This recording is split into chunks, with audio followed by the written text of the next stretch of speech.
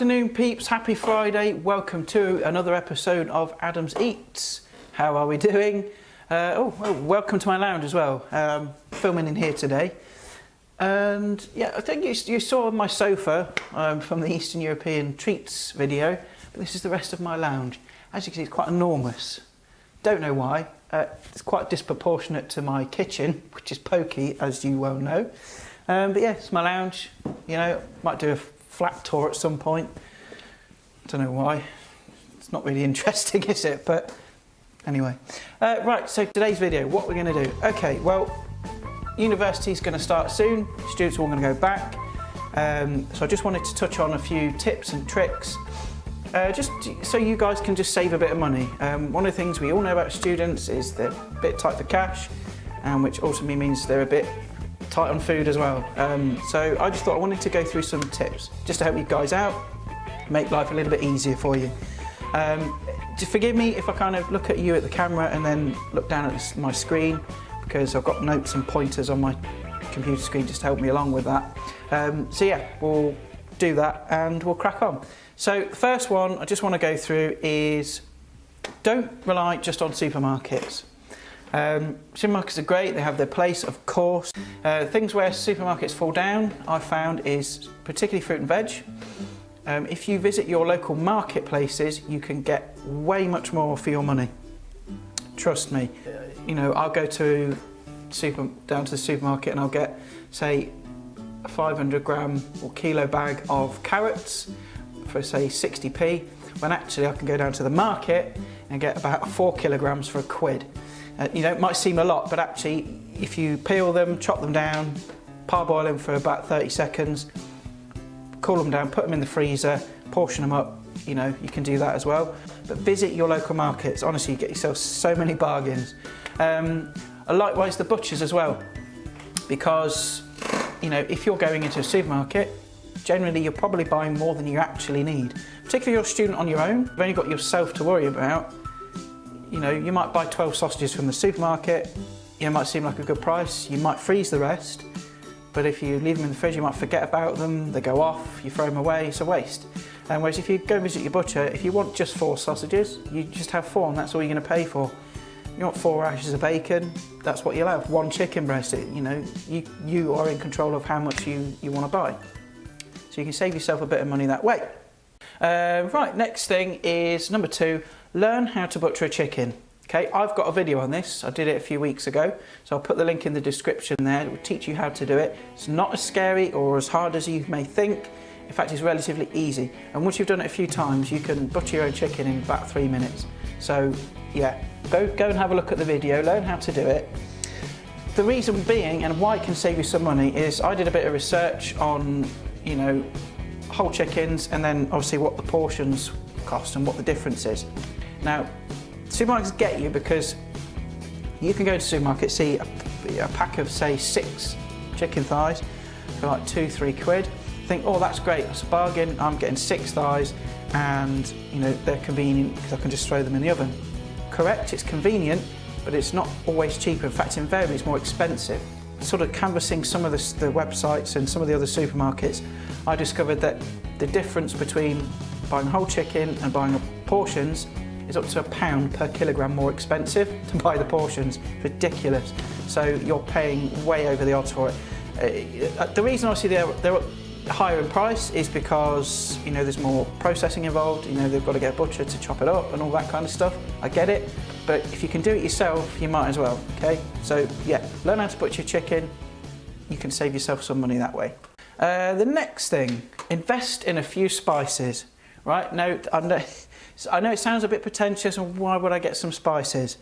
Right from the off, if you get yourself a few spices, and I'll tell you a few in a minute, it can make even the most mundane of dishes just be a bit more lively. So if you're living off pasta and pot noodles, you know, a bit of spice and stuff in there will help liven it up and make it something different, okay? So less boring and mundane.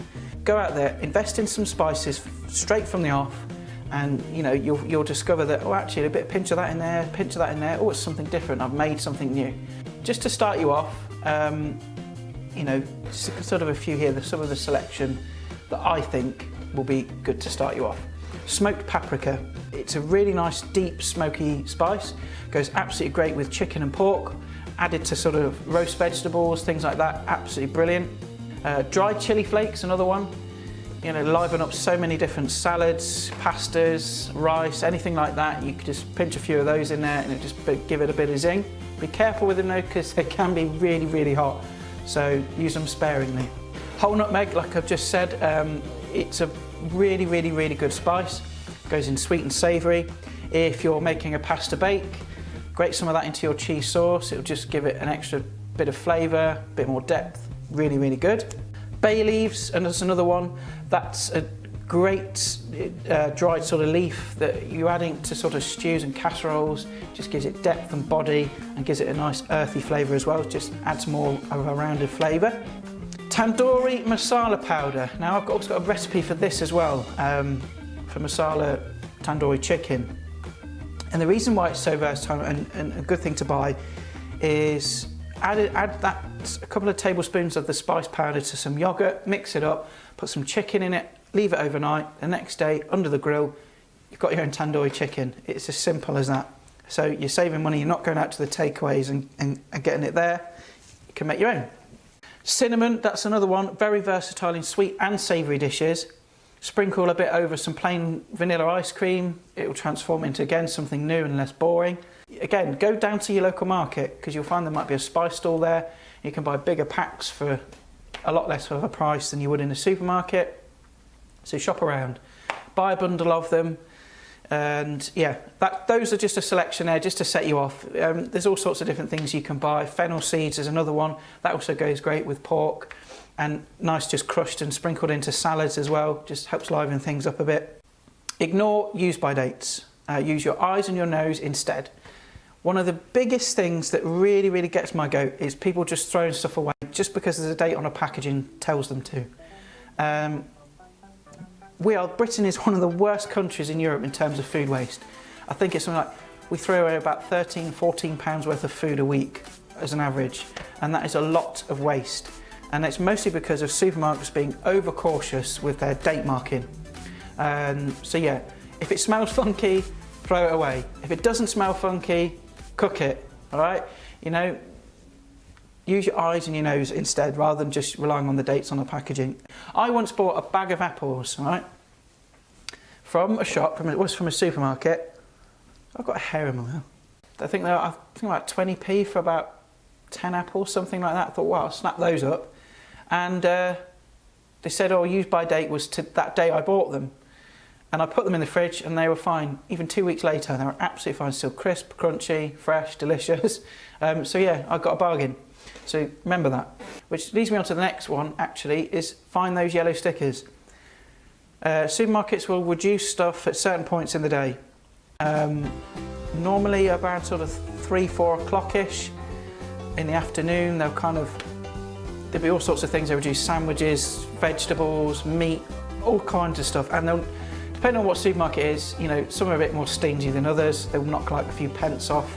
Some will just slash the prices completely to ridiculous amounts of money. So it's like you walk in there and like, whoa, it's like a treasure trove, honestly. But the thing is with that is you've got to fight past the kind of horde of people around it. But you know, a few elbows here and there, you get in. Now, just an example of some of the stuff that I bought, you know, that's been reduced by supermarkets. I've had rump steaks for 52p. Yeah, rump steaks, pack of 2 for 52p. I walked in one day and I saw them and there was 4 packs left. I thought, I'm having all of them, they're for me. I've had whole chickens for 90p, bags of apples like I've just said. I've had fresh corn on the cob for 10p. You know, those are just a few examples of some of the things I've picked up and I've saved quite a bit of money through doing that. But like I said, not all supermarkets reduce that well, some are a bit stingy. It just depends on where you are. So just keep an eye out, just pop in the afternoon, see what they've got. If they've got anything good, great. If not, it's no loss to you, is it? Right, okay, so the next one is store fruit and veg properly. If you store your fruit and veg properly, they're going to last longer. Things like fruit, like apples particularly, keep twice as long if kept in the fridge. And also never keep shop-bought veg in their plastic bags. What happens is if you keep them in their bags, they sweat and they create moisture, and then ultimately they go mouldy, and then you end up throwing them away. Another tip for you as well is freezing fresh herbs. Got tongue tie with that. Fresh herbs are not only cheaper than their dried counterparts, but they've also got a lot more flavour. The problem is they don't last very long. Unless you're growing your own, you know, things like parsley, coriander, mint, all those kind of things, they just don't last very long. Simple way to kind of help with that is to take all your fresh leafy green herbs, so like parsley, mint, coriander, basil, those kind of herbs work really well with this. Chop them up nice and fine, and then put into ice cube trays, fill with water, and then pop them in the freezer. And what that does, you've got your kind of your own little mini herb stock cube then. So if you're making whatever dish it is that you require some parsley, pop out a cube, whack it straight into your dish, mix it up, ice cube melts, and then you've got your herbs in there. So that's a really kind of good tip with that. Buying the right kitchen gear. Now, I used to do this a lot actually, and I've learned from my mistakes. And that's not to just go out and buy the cheapest pans, the cheapest cutlery, the cheapest pots, you know, anything like that, trays. It's just not worth it, because you'll end up paying out more in the end, because you'll buy this cheap 99p roasting tray, it'll buckle and knacker within a few weeks, you'll end up having to go and get another one. If it's going to be a bit of too much of an expense for you straight on, you know, maybe get some of your housemates to chip in as well, and just get some decent ones. Things like the ceramic pans, they're always really good. I've got a couple that I've had for probably nearly 6-7 years so far, and they still work absolutely fantastically well. So the ceramic coated ones. Also ceramic frying pans are really good. The reason being is because they're so easy non-stick, like you can literally just run it under the tap and it'll clean straight off. So ceramic frying pans are really good. I've got a set of those and they're absolutely brilliant. So yeah, knives as well. Again, try and get some that are a bit decent, nice and heavy, and buy a knife sharpener as well, so to keep them sharp. Before you have, you know, each time you use the knife, just run it through the sharpener just to keep a nice edge on it.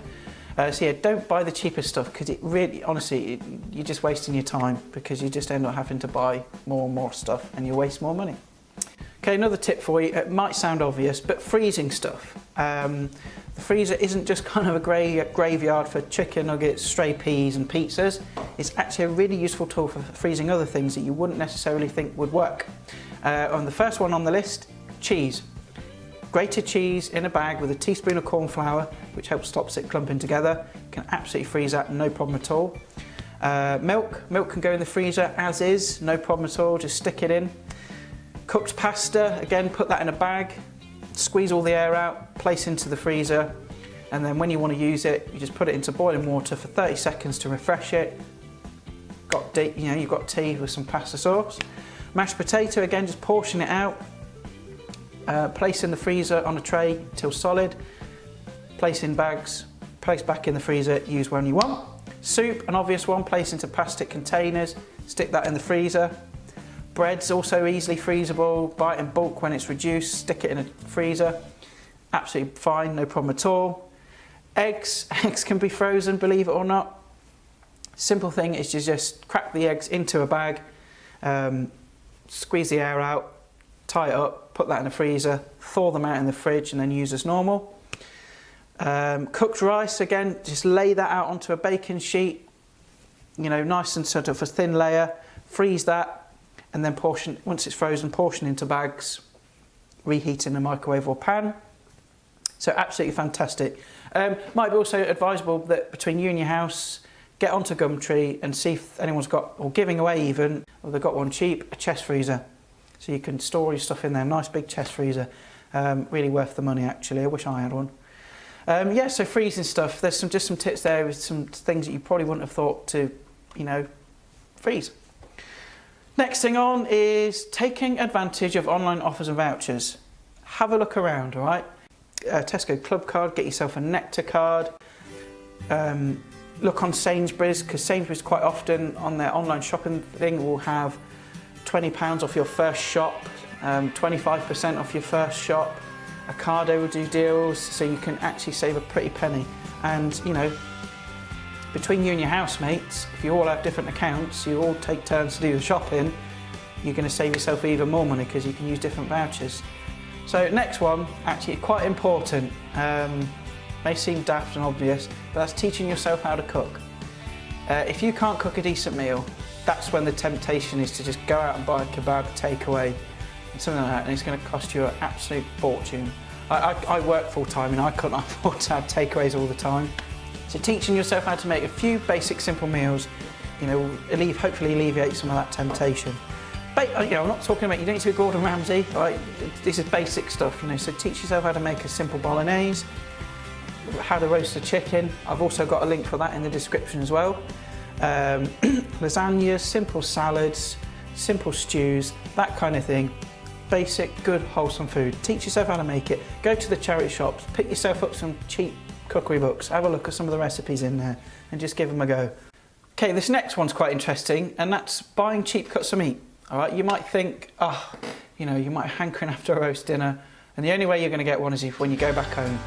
Not true, actually. Yeah, there's some really cheap cuts of meat out there that are really good value for money and can yield quite a lot of, you know, meat. So it's all about kind of finding those cuts and knowing what to do with them. As a general rule, the cheaper the cut, the longer it takes to cook, because it's got lots of sinews and lots of cartilage it needs to break down in order to get the flavour out of it and make it soft. Lamb breast is a good one, super cheap. Like, you know, if you like lamb, you'll love lamb breast, and it's so cheap. It requires long, slow cooking. There's plenty of recipes out there, but it's really nice rolled up and then baked in a tray with lots and lots of onions underneath and then covering the top. But there's recipes out there for it, but slow cooking. Pork belly is one of my absolute favourites. I love pork belly, it's so delicious, and to me it is the best cut of pork, and it's also one of the cheapest. And basically, well, it's the pork belly, and what you get is you get nice layers of fat meat, and so on. And what fat it means equals flavour, and it also means moisture. It keeps the meat moist. So always buy kind of meat that's got lots of fat running through it. I know there might be health conscious out there going, oh no, because it's all fatty, I'm going to get fat. No, all right? Fat means flavour. Buy it with lots of fat in. So yeah, again, pork belly requires long, slow cooking, and then just cutting the skin just into the fat, you know, with a Stanley knife or sharp knife. That will turn into really nice crackling. Oxtail, quite cheap as well. Not loads and loads of meat on them, but what is on it is so delicious. And braised down, and again with some beef stock, some onions, mushrooms, slow cooking, and you'll get this awesome stew out of them. Butler steaks, or what the Americans call them, hanger steaks. If you want a nice steak dinner, but you can't afford a ribeye or a fillet, butler steaks are the way to go. You know, you can get 2 steaks for $5, sometimes even less, and they're so delicious, really nice and moist and tender, and they're slightly more gamey flavour, quite a stronger flavour, but they're so good. But a nice cheap steak dinner. Beef brisket, another one of my favourites. Again, requires long, slow cooking, but if you want a roast beef dinner, but you say you can't afford a top side or anything like that, go for brisket. It's so cheap. Long, slow cooking, and then sliced. It's meltingly soft and delicious. Beef shin, another slow cooker there. Beef shin's really good for stews. Again, cooked down with lots of beef stock and things like that. A bit of red wine if you want to put that in there. Really nice. Pig cheeks. Sounds disgusting. It's not. They're absolutely wonderful.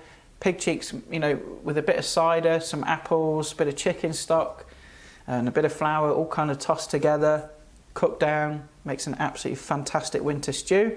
So those are just some of the cheap cuts of meats to keep an eye out for, and shop around, you know. Again, visit your butcher, like I said before. Visit your butcher, ask him what he's got, what's his best deal, and haggle a bit, you know.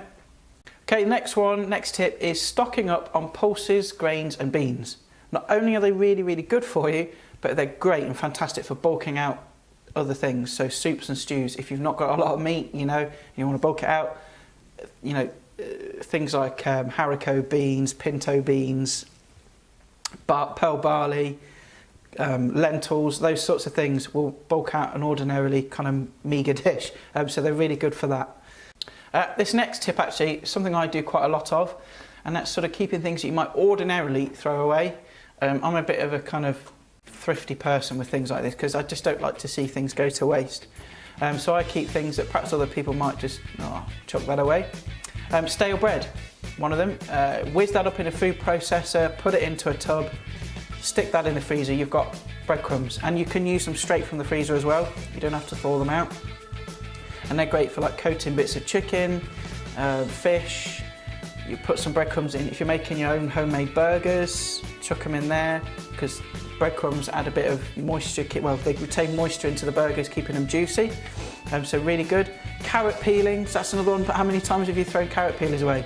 Don't. Stick them in a freezer bag. Once you've got a few, take them out of the freezer, cook them in a pan with some butter, chicken stock, a few onions, a few herbs in there, cook it down, whiz it up with a blender. You've got a nice carrot soup, healthy, delicious, almost free, pretty much.